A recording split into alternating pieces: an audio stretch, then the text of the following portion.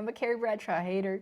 Ooh, hot takes! Welcome to the Santa Cruz Art League podcast. Hello, it's episode number 30. I'm Grace. And I'm Anetta. And this episode, buckle up. Very opinionated one. We got a lot of things to say, and you are gonna listen to them, I hope. Grace said so. We're gonna talk art, we're gonna talk Sex and the City, we're gonna talk hats, we're gonna talk performance art, we're gonna talk cartoons, Marvel movies, films, You name it. Group, luck of the draw, all of the above. You name it, we talked about it. Stay tuned. Have you ever seen that movie? It's, what is it, 13 pushing 30?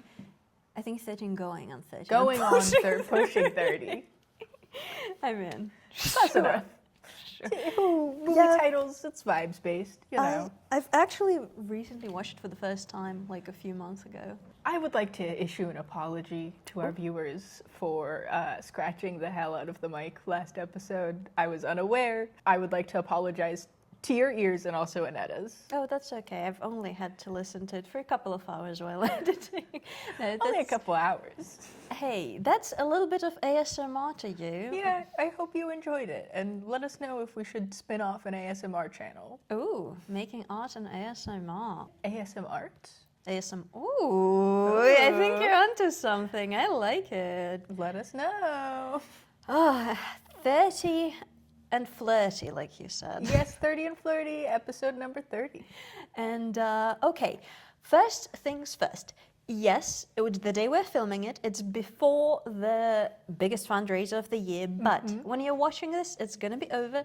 So we're going to talk about it a little later. The first issue I want to raise is the critique group. Yes. Where were you guys? I'm so hurt. I love Sassy Grace. We need more of that. Apparently, because nobody's coming to my critique group. I was there. I was so happy to see everybody who did show up, but most of you guys didn't. So okay, nobody's a little bit dramatic. We did have our regulars, but if you're watching this and you are yearning for a community of artists and like-minded people and to make maybe a vulnerable step into visibility, bring your art in December. First Tuesday of December, 6:30 p.m. 2nd. Oh, thank you, Grace. December 2nd. December 2nd. 6:30 p.m. in our classroom. We are going to be there. And I hope that you are too. Yes, that's the point. And it was so lovely. We got to hang out a little bit afterwards. I feel like our discussion got a little bit meta too. Because we were talking about the art, we were doing critiques, and then we started talking about the critique group and, you know. Community. Yeah. Society. And how cool it is that we have a space that is accessible, like financially and also geographically, that you can come to. It's with free. Your art. It is free, by the way, artists, so you have no excuse. Absolutely. I know that life is tough and times and being busy and it's dark, but, you know, come hang out with us. And if you have been traumatized by art school and, you know, the classical academic setting of a critique group, it is not like it. It's not. I feel like a lot of constructive criticism provided that would help us all improve in our artistry, in our craft, and in what we are doing or attempting to achieve. But I feel like because we are a tight-knit community, it is done in such a loving and exciting way. Because I feel like every new perspective just shines a little bit lighter onto a corner of your psyche that you maybe haven't even explored. Right. I think that it's a really interesting thing too, because it's different from a class in the sense that, you know, if you're taking an art class and you're doing a critique, then there's a rubric and there is like a clear delineation, words. There's a clear delineation between like what is correct and what isn't. Whereas this is like you are bringing your own, you know, goals, thoughts, feelings to your pieces. It's not all the same medium. Not everybody's working towards the same thing. So all of the like constructive criticisms or things that people like about the piece, it really helps you kind of fine tune what your goal is. and it helps you kind of establish a rubric or a frame of reference like within your mind. And it's not like, you know, this is bad, this is bad, this is bad in the way that you would in like a class. It's supposed to be meeting these benchmarks. That's not what this is. This is like, it's like show and tell for your art. Exactly. And we did raise a subject of at what stage do we bring our piece? For example, the piece I brought to this post-critique group was a finished piece, but I had a major beef with one of the elements of it in my mind, because I have finished it a while ago. Looking at it now, past couple of months, I'm like, do I want to change this? I still can, because I'm still kind of in that window of being able to alter it without any major consequences, so to say. And I wanted to hear what people who just see the piece for the first time say. And well, the feedback I got is just leave it as it is, do not touch it. We loved it. Thank you. And I feel like as an artist, a lot of the time, that line that we teeter on of like doing, like adding a little bit too much at the very last moment and kind of ruining the piece sometimes. And I didn't want to do that to my piece without kind of having a set of fresh eyes on it. You're like, I need a little bit more feedback on this before I commit. And I think it happens when I just personally, but maybe you relate, you hyperfixate on like a certain element for honestly no reason at all. Well, I think that there are enough times in being an artist that like this one thing that you need to fix changes the painting entirely or whatever you're working on entirely, that like you have to be able to trust it. But then sometimes it's just being nitpicky, and so like being able to find a balance between that I think is really important. But yeah. And the piece that you brought actually was at a very different stage. Going back to it, what stage do we bring a piece? Yeah, it was conceptual. It was exactly. You brought like a sketch of a live drawing that you've done actually in a class that will potentially become a Shout painting. out to Lanny. Lanny Marksecki teaches every last Sunday of the month. If you are looking for a figure drawing instructor, I cannot recommend this guy enough. He's the best. And we'll put on the screen the classes, the fresh set of classes for you to attend, because hey, that's invaluable as an artist to actually attend a class and get that more of a formal outlook onto your art. Yeah, I think that not only do you have somebody who's like an expert in their field telling you information and giving you like tips and tricks and helping you kind of, you know, hone your craft, but also it's time spent doing art. I think that for a lot of people who might be suffering from art block, I feel like in the colder months I become a little less creative and more like, you know, cocooned. I can't get out of my bed. It's a really great opportunity to like spend, you know, time and gain your pencil mileage or whatever medium you're using. It's time you spent focused on doing art, and so can't recommend it enough. Anyways, back to what we were talking about. But yeah, this one was conceptual. I was like, these are some sketches I have. This is what I'm thinking about, ideas, and yeah, I think it was really productive, and I'll be in the studio again this weekend, so. Oh, that's exciting. And it's cool to see the different perspectives at this almost like inception phase that we had. Oh, and by the way, talking about teachers, one of the teachers in the Art League, Hajra Mix, she was attending our critique group for the second time. It was such a pleasure to have her and her perspective. And everyone had such a different outlook on like the color scheme, suggesting it to you as an option. And obviously the final call is going to be I'm the one who has to make it. And you will be the one deciding the color scheme and the composition and all of the rest. But I feel like just having that difficult... How did it feel to you having such a sometimes polar opposite suggestions? I think that it can feel a little overwhelming, but also there's like this inspiration that like people see potential in a thing, which I think is really exciting. One of my favorite things about being around artists is like a creative person is that like they encourage you to be brave in your art. And so sometimes you bring something into critique group, or maybe, you know, you're sketching with your friends and you're like spitballing ideas, but there's this way that I feel like people play off of each other's ideas that really encourage you to take like creative risks, makes you unafraid of making like bad art, which, you know, I'm a little on the fence about there being bad art in general, but things that like, you know, because sometimes you'll paint something and it's not successful. But like the more time that you spend making bad art, the more good art that you'll make, I guess is what they say. And so I think that spending time around other artists will like bring that out of you, where you're like, I'm just gonna do it, and like, who cares if it looks good at the end? And sometimes it does. So 100%, I couldn't agree more. And just having that little push of encouragement to just take the first step, do something, do it, just get some do stuff it on the paper, you know, make your sculpture, set something on fire. Hey, we do talk about artists destroying their work. I think true. Both ceramicists I spoke about, or you and I, we spoke about two Some different ceramicists. ceramicists who were destroying their works, and Yeah. I inserted the clips. That's part so of the fun. process. That's create, preserve, destroy. The three principles. Heck yeah.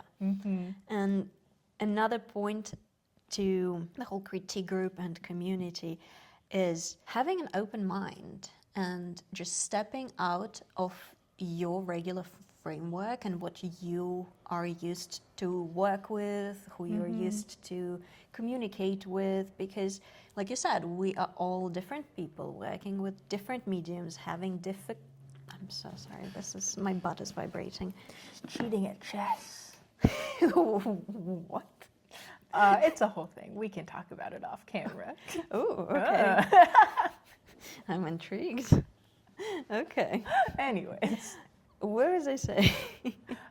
Squirrel. Different frameworks. Oh, so because we're all, thank you, we're all working with different mediums, and also a lot of us at a different age range, and that can be so helpful, being in different stages of life and having different goals. That is just so enriching, not just as an artist, but as a person, honestly. I think that there's too much like age segregation in the States. I've gone on this rant before on the podcast. I think that like you should be hanging out with people of every demographic, you know? I think that everybody has different things to offer, and there's like good opportunities for mutual aid because everybody's like needs are different depending on different ages and stuff. And so you learn interesting things, you can share stuff, and I don't know. I just think that especially because we have a critique group, it's accessible to any demographic. Join us. Why not? So Bring your art. it's December 2nd, 6:30 p.m. We're going to see you in that classroom with your art. Yeah. We are going to bring something fresh because, admittedly, I think both you and I have kind of had a bit of a slowdown in our yes. creative process because these past couple of months, or at least this past month, had been a lot. It's been a lot. It's been a lot of things happening. Yeah, I feel like I haven't been as productive. So Well, that's maybe December is going to be the month, I hope. what I'm hoping too. But you know what I've done actually recently this past week? I've pulled out my old art sketchbooks and like I call them art journal because I put the date and I see what comes up, and it's so wild flipping through it and seeing like preliminary sketches that are almost, some of them childlike and silly and a little ugly looking, but the final result that came out of it is something I'm genuinely proud of, and I feel good about, putting out a finished product on the wall that feels true to me, that feels like myself and like that part of the stage of life that I was at.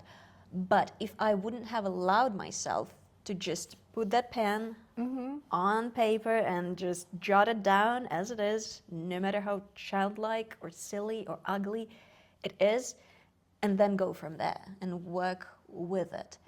But I don't think it's fair to expect a masterpiece the moment your pen touches the surface. That's not how any of this works. You got to make it exist first, and then you can make it good. Yeah, isn't that the truth? Yeah, I love looking through old sketchbooks, though. I'm like, oh, look at little baby Grace and her, angst. Yeah. Yeah. I feel like my sketchbooks are such like a consciousness dump. And so there's just a lot of just a lot of things in there. They're very vulnerable. I don't think that I yes. could ever just let somebody flip through my sketchbook. Really? Yeah. I don't know, it feels like a little too much. I'm like, I don't want you seeing The innards? that's too much, you know? That's private information. Do you know what? Used to feel that way. And this past week, as I was flipping through that, I've done something that I wouldn't have thought I would do. I actually showed the sketchbooks to the really? camera. Yeah, and one day I'll edit it and the world hopefully will see it when, the time comes. I feel like it's different with older sketchbooks though, because enough time has passed that you're like, this isn't as Actual. real anymore. Because you're not in the middle of it. Right. I feel like if I have like my sketchbook right now and somebody's like flipping through the pages of it, I'm like, there's stuff in there I'm not ready for you to see yet. And that's fair. Look, I think that's totally... That's my diary. Yeah.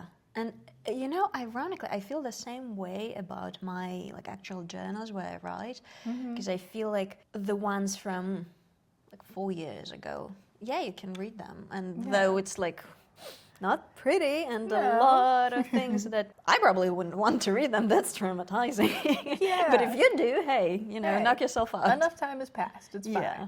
So that's a fascinating concept. And I'm curious how that is like for you looking back at your work and at things that you've created in the past. And I feel like that feeling of cringe is inevitable. Oh, yeah. And you know what? To that I'm going to say, I am cringe, but I am free. I think that allowing yourself to be cringe is also important. Oh, yeah. It's not easy. No. But hey, I feel like it's a necessary part in that unraveling as an artist and as a human. And I feel like if you're not cringing at yourself, you're not living. Yeah, and you're not changing because, look, I think every time I look at myself a month ago, a year ago, I'm like, oh my goodness, because I've changed so much. Yeah, and I think that's healthy. I think it would be really concerning if you looked at yourself from 5 years ago and were like, no notes, perfection. Amazing. Yeah. Couldn't do any better than this. Yeah, wouldn't that be weird? Yeah, and then I don't know, then you get into that weird nostalgia thing too, where you're like, things were so much better back then, and you're like pining for your past and this self that existed back then that was so perfect. I don't know, I think that's not good. We should be cringing at our past selves. Yeah, I think it could be potentially really toxic of that, like you said, pining or romanticizing, and I think that's a fine line between having feelings of endearment towards your past self and There's compassion. nothing wrong with nostalgia. Yeah, and kind of appreciating all the good and being stuck in that kind of time traveling loop where you're not allowing yourself to progress and to evolve as a human being. We're living in the present, baby. That's all we got. That's all we got, my friend. We're getting very Buddhist this episode. Always. Hey, I've worked with a person who used to be a Buddhist monk. Oh, very cool. I absolutely love. I'll put on the screen the book. Say What You Mean. It's on communication and interpersonal relationships. Really helpful. Really pulled me out of some dark places.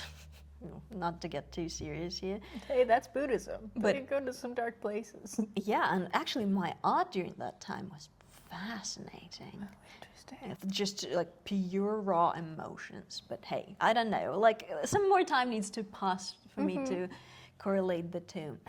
That was really, really cool. Yeah. And a really nice opportunity to learn from him and kind of push myself to the edges of my capabilities and, at the time what I was going through and dealing with. And hey, whatever helps you get through what you're going through, I think is valid. Totally. I don't know. I think, so I grew up in Japan and a lot of, I went to a Catholic school in Japan, but still I think there's a lot of, Buddhist and Shinto and spirituality. I wouldn't say that the general population is super religious in the sense, but it's you you know, like here we celebrate Christmas and like we do whatever. It's kind of similar in the sense that like you light some incense and it's like very cozy. I find solace in the idea that there's just like, you know, good omens and like energies, and you want to say hi to your local god of the mountain just to like make sure that everything's good with you, which I think is nice. I like it. It's a very like check-in based. I like that. They're like, yeah, I gotta go to the shrine super quick and like ring the little bell, and so things go okay. Gotta go check in with my local spirits, which I think is kind of cool. Yeah. It's very grounding. Oh, I bet. Religion is such a charged subject, and we're not going to like, you know, go into debates, but if you do in the comments, hey, just be respectful. Yeah, we can't take sides because we represent a nonprofit and we cannot be religiously affiliated. So. And ironically, my next point is tying into that. I think we can look at religion from the artistic point, which like I've experienced as a child, because part of like half of my family is Muslim, my mom's side, and another half is like Greek Orthodox.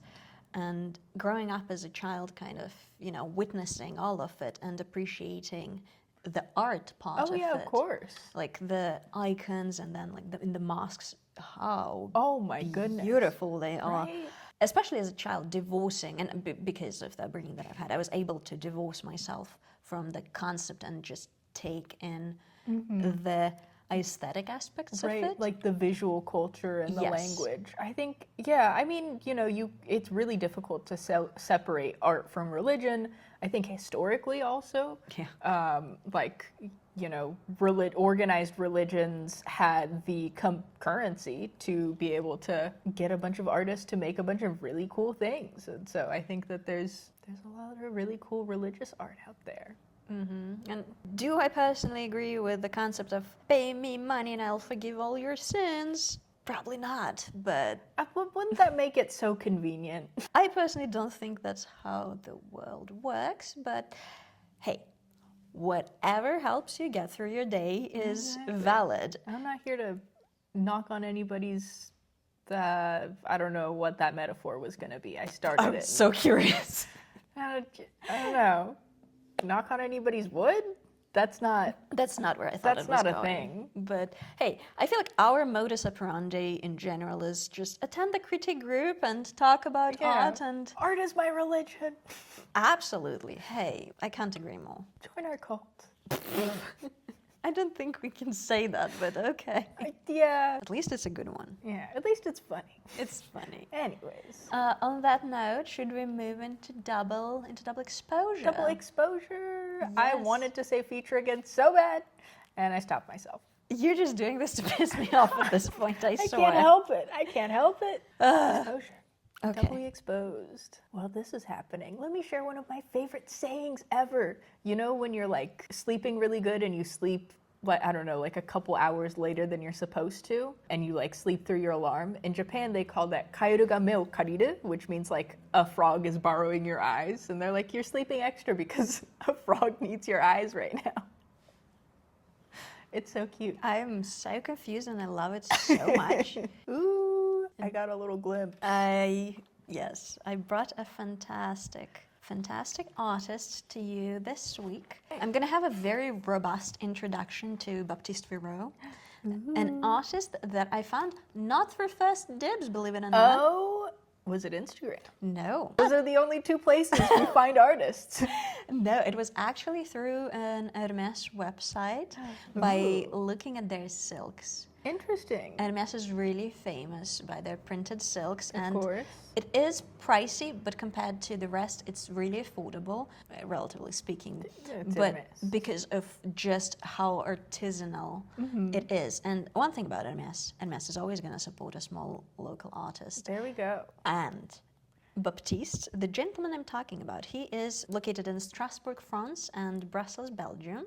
He works with inks and pens and also digital art. And the most valuable piece of artistic advice you have ever received, and I'm gonna quote him, "Move your ass and do better than this!" Exclamation point. Now that's motivating. Isn't it? It's just Oh my god. fantastic. Looking through his illustrations is just pure joy to me, and not just color-wise, but also the concept. Right? The cartoons, a lot of it is political, and I was pleasantly surprised to see Hermes choose an artist that is Yeah. publicly taking a stance for what he believes in. Hell yeah. And let me show you his Instagram. Ooh. And he's showing the process of creating Oh my goodness. this. So I'm just speechless for the opportunity you get as an artist to put something on paper and see it being picked up by the major fashion brand. This gives me shivers down my spine. That's so cool. His Oh, comics, he's got some comics. Nice. absolutely fantastic. And just some behind the scenes, Some studio shenanigans. beautiful. It says in French, Macron recognizes Palestine. Good news, you exist. Thanks. Yeah, isn't that the power of art? That's so good. And having a major fashion brand, I feel like indirectly taking a stance like this by giving the platform and giving the opportunity. Right. And a lot of it is just so clever, and some of it you'd have to translate through. Unfortunately, I don't know any French. Oh, is that a... Does he It's- do tattoos also? Yes, he does tattoos That's as well. so cool. And the frog, talking about the frogs, and look at this little baby. cutie. That looks like my mink. Yeah, it does. Little ghost with feet. Cool stuff. It's so playful and fun. God, I so badly want to learn how to tattoo. You'd be good at it. I feel like it would be so much fun. I've done a couple tattoos. One of my friends has a machine, and it was a little sketchy, but it was fun. It was really fun. Ooh, a little bit of a Grace lore. I'll see if I can send some pictures, but Please do. I would have Yes. said that. Look at that. love it. Guest essays and New York Times picked up some of his illustrations. That's so awesome. See, I am super stoked that outlets are still paying for illustrators because I feel like it adds so much. Absolutely. Oh, very cool. It's so wonderfully charismatic. I feel like charismatic is the way I can describe it.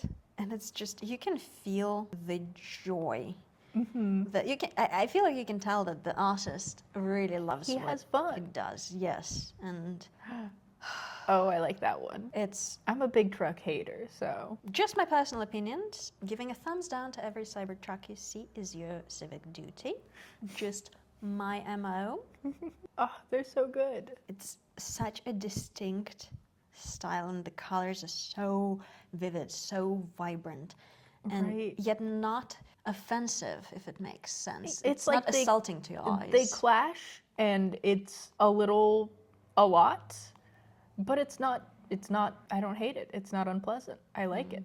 That's so cool. Oh, I love a cluttered scenery done in a sketchbook. That's one of my favorite kinds of art. Is just I don't know, a still of the room that you have around you. I think it's so cool. Looks very lived in. Oh, very cool. So enigmatic in a way. It's really bright. That almost borders on pop art, but not in its classical iteration. Yeah, it's very interesting. It makes me think of vaporwave stuff. It's very 80s, 90s, synthy. I like it. Amazing. The composition, the perspective, the everything. Ooh, I like this one. Some of his sold out posters. Lovely. Really vivid and colorful in the best way possible. Oh, that's probably my Oh, very personal favorite, because you can see a little bit of Kandinsky with the gradients and the little lines and the inks. So no surprise there. Anetta loves Kandinsky. Anyone shocked? No. Anetta likes Kandinsky. Hey, at least we kind of moved from Renoir. Shout out to Shout Renoir. out to Renoir. It's been a Yes. minute, Renoir. How you doing? Rolling around. Rolling around where?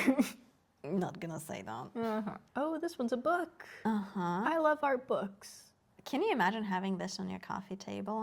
And look how So cool. freaking cool. It's absolutely divine. Okay, and just a little bit on Hermes silks. Oh, look at that. Can you imagine actually hand printing all of this? And Hermes silks are famous for their color. Are they done like block print style or? They vary from piece to piece, but they are printed on both sides. Oh, interesting.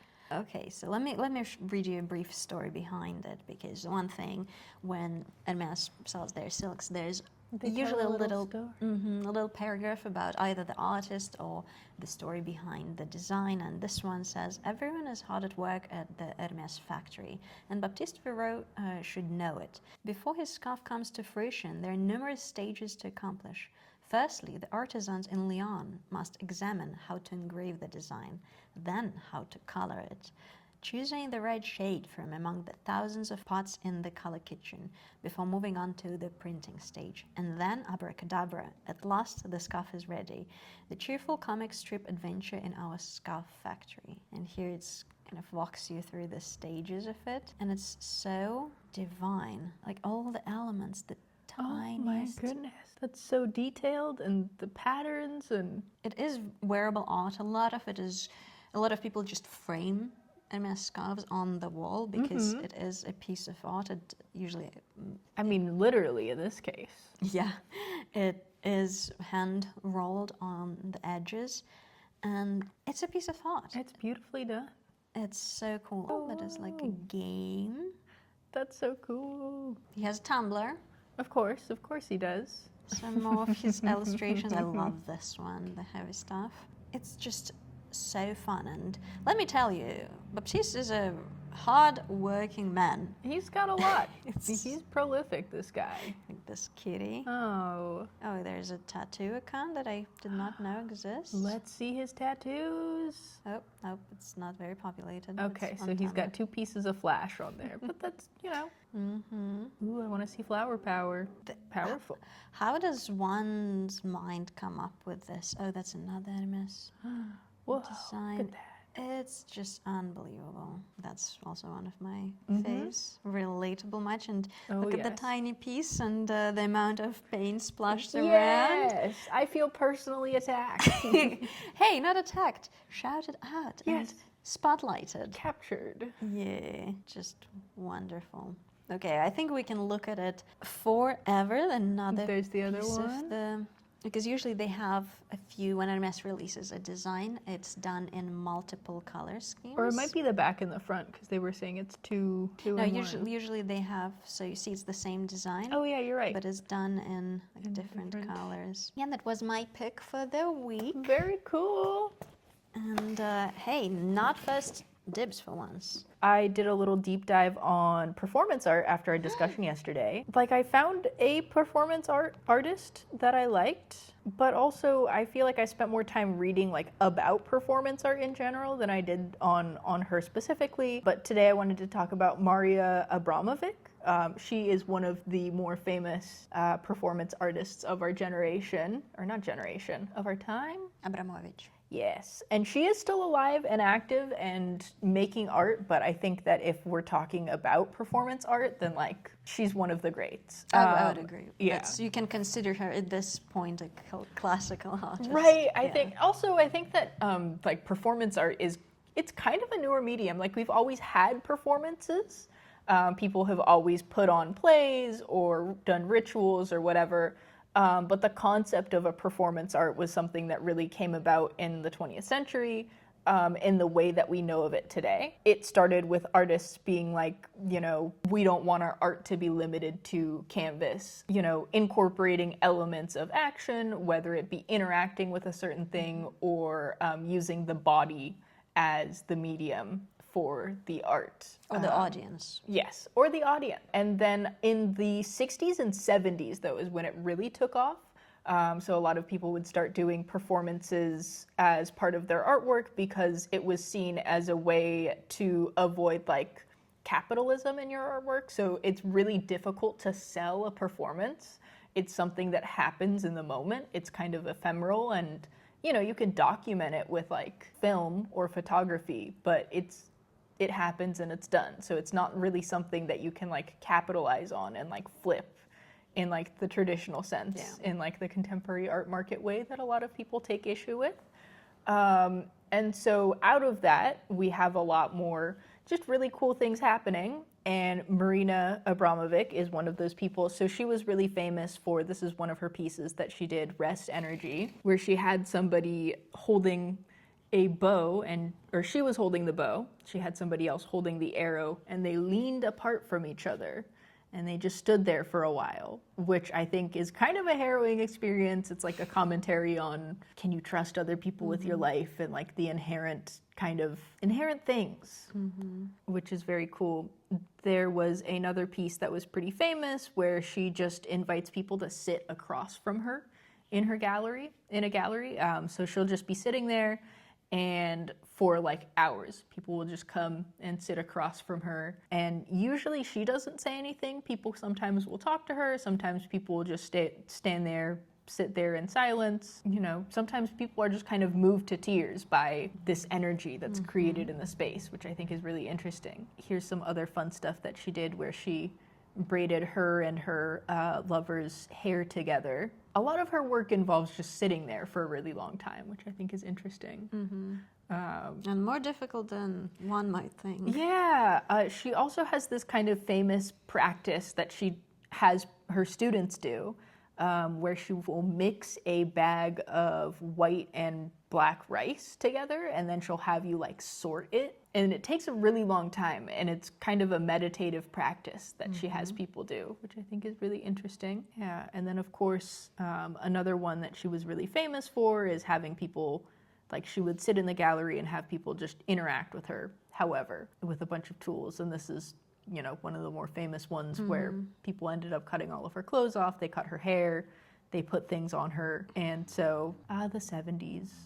I mean, that's the one that is really difficult for me to watch, because I feel like it speaks on less about the artist and more about our society as a whole, and just giving people the freedom to do whatever they want and seeing what they choose to do with that freedom. It can be a harrowing experience. It can be a little scary. Yeah, that was the Rhythm series. And so she would just sit in the gallery.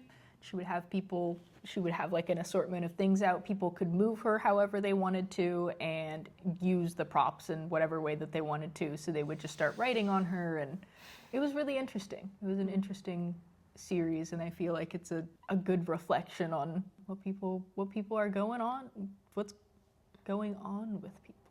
Yeah, usually it gives me chills, and just the hair on the back of my neck just stands up. Yeah, I watch it. It's a little creepy crawly feeling. Yeah. The bravery of the woman is unmatched, because would you do that? I don't think so. I personally would not. I wouldn't. Yeah, she also had this one piece that she did where she laid in the middle of a burning star, and she was in there for so long that she actually passed out, that's some crazy lengths you go to for your art. That's commitment. Right? So I just think that, like, you know, as somebody who doesn't know a ton about performance arts, it was an interesting read, learning about the history of performance art, and it's cool stuff. She also lived in this little exhibit for a really long time. That exhibit, that piece was the one I featured in Dr. House, with a ladder made of knife blades, and they used I'll insert some clips on the screen, but hey, it was lovely to see a shout out to a famous art piece. I think that this one was also in an episode of Sex and the City. Was it? Which episode was that? There was an episode of Sex and the City where they're like, this artist is sitting up here. When she was dating a Russian artist. Yes. Okay. Shout out to the Russian artist. He was pretty chill. What was his? Alexander Petrovich? Yes, that's the one. Okay. I think he was one of the good ones. Was he? He was so self-centered. Yeah, but like, he wasn't big self-centered. Oh, don't even get me started on big. Look, We're all going to keep making the same mistakes until we learn our lessons. And some of us do not learn the lessons and marry them. But hey, you know, hey. Look, I have some issues with Carrie Bradshaw. Okay, I'm a Carrie Bradshaw hater.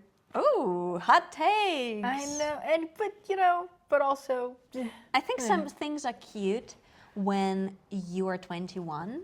Yes. And it's, and then hopefully you grow out of those things. It's adorable, it's understandable, but also the fact that I kept watching the show, that, it's like, she's not a bad character. She's a very well-written character. I just don't like her as a person, but that's good TV. That's valid, and I mean, it's an iconic show for a reason. Truly. It's also her late show outfits. I don't know about those. I have opinions, and look. She got really into some small hats towards the end there, and big hats. And big hats.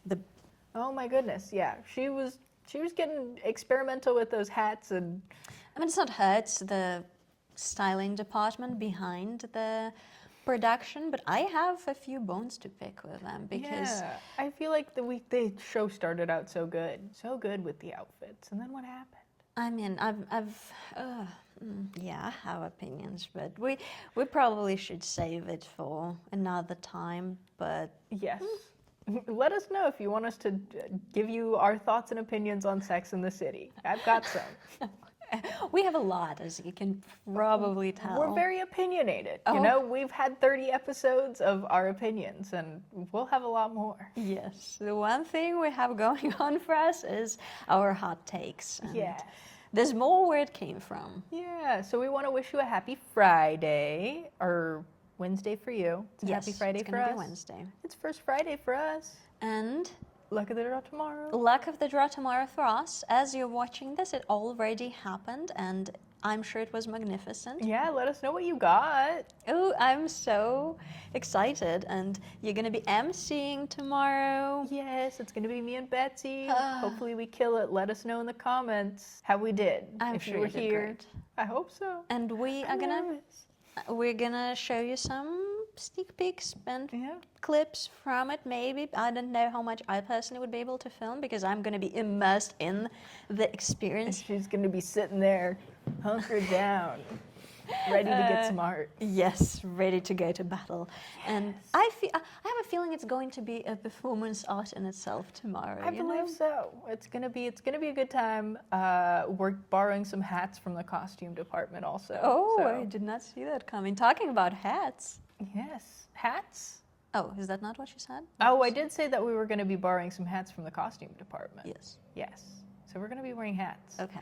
I thought it was a little weird though. I'm like, we're pulling names out of a hat and then I'm also wearing a hat? Like that's... Why not? I don't know. That's too many hats. Or not enough hats. I mean, I think we as a society could use more hats. I think it depends. I think I'm not anti-hat, but I feel like sometimes I'm like, was the hat necessary to this? Are you still talking about Sex and the City? I might still be talking about Sex and the City. I'm like, what possessed you to wear this on your head? Look, I'm with you. The one where it was the size of a UFO platter. I had questions. At least inside. That one's like dramatic. I think it's the really teeny tiny ones that I have more of a beef with. If you're wearing like just the biggest hat in the whole world, at least you're committed to the bit. Tiny hats though, don't do it for me. Nothing gets worse than her wedding hat outfit. Oh my that God, was what the dead was bird. that? Leave the bird alone, woman. I feel so bad for that Vivienne Westwood dress for what she did to it. Yeah, it was bad. That was a bad time. Hey, we can't let that go for the life of us. Welcome to this episode of Sex and the City Review. Yes, just a little bit, but hey, if you want more hot takes, we'll deliver. We've got them. We got them. I don't know. Do you guys like Sex and the City? If you haven't seen it, you should watch it. They're pretty fun. Who hasn't seen Sex and the City? Actually, this year is the first time I watched it, so until recently, me. Okay, well, I'm not the one to speak because I haven't seen a lot of like American TV. Yeah, it happens when you don't grow up in the States, Yeah. So for me, it happened later than for most people, admittedly so. But hey, I still haven't seen Space Jam. Apparently, that's culturally significant. Neither have I. But I've seen clips from it, if that counts. I know about it. I feel like we should cover Space Jam in one of the upcoming Yeah. episodes. Let us know in the comments, what movies should we be watching? Oh boy, there's a lot that I haven't seen. Yeah. I haven't seen most of the Marvel movies. Wasn't until recently that I've started watching a good amount of them, so. I have not seen a single one. I can't tell you the difference between Marvel and the other house that makes... The other house. Can you tell? What is this, Hogwarts? Yes. I'm not proficient in superheroes. I'm so sorry. I'm glad we're mentioning this towards the end because I know they have some die-hard fans and I'm not coming for you. Your opinions are valid. I love that. I'm just not well-versed yet. That's okay. Or ever. I feel like you'll have, honestly, like no offense, but you'll have to sit me down and make me watch it. I don't know that I'm as diehard about Marvel as to make somebody watch it against their will, so. I mean, it wouldn't... It seems like it would be against your will. What gave that away? And like, if you don't feel like watching a Marvel movie, you don't have to. There's just so much. I feel There's like so many. it's so. I get overwhelmed easily, and I feel like Space Jam's very clean, It's like it's one movie, it's one thing, you know who all the people are, it's good. talking to people who've never seen Space Jam, yes. Yeah, I haven't seen it either. So it seems like, Shaq is there and Bugs Bunny and a sexy bunny lady, or is it a different? It's Lola Bunny. Yes. Oh, yeah. Oh. See, I know about I'd watch Space Jam. it for her. Hey, but I feel like American action films are a different breed in its own, where I feel like it's just so overstimulating to me. Interesting. I feel like you have to like pack it every second is Yeah, so there's packed. like a little too many things going on, and I'm like, where's like the people? But I don't know. For some of the Marvel, like the Spider-Man movies I watched recently, it didn't feel like it was more action than like character development.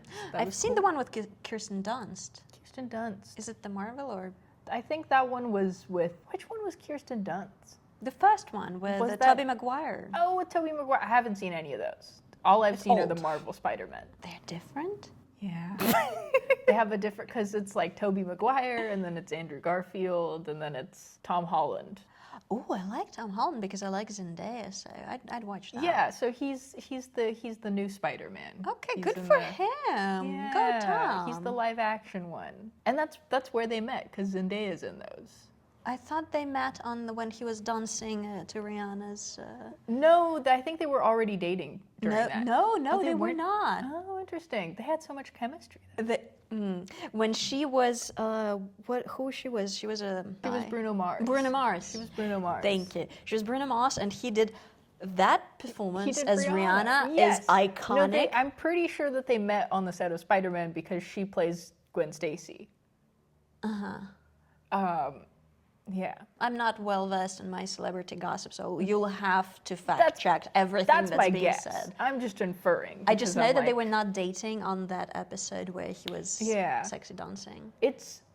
Yeah. But she was impressed. I mean, who wouldn't be? That was. He went crazy.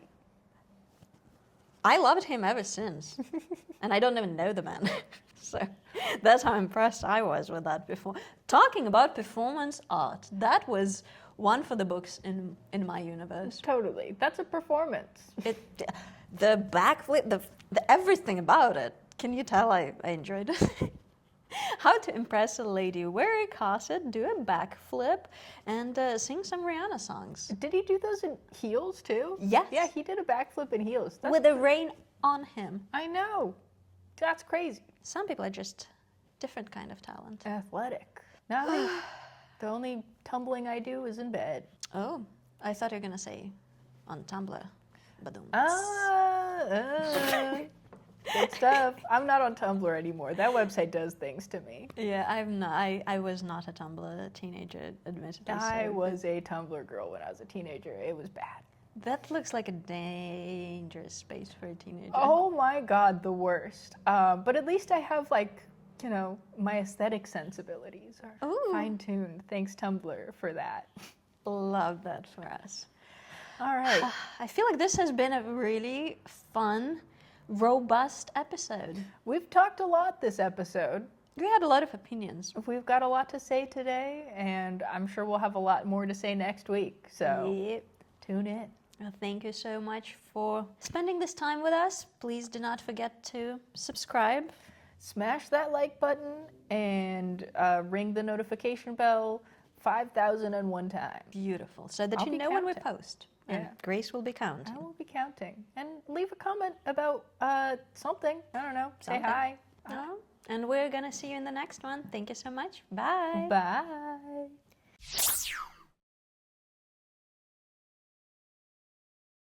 Let me pull out my... Sorry, could not resist. It's part of our ASMR package. Yes.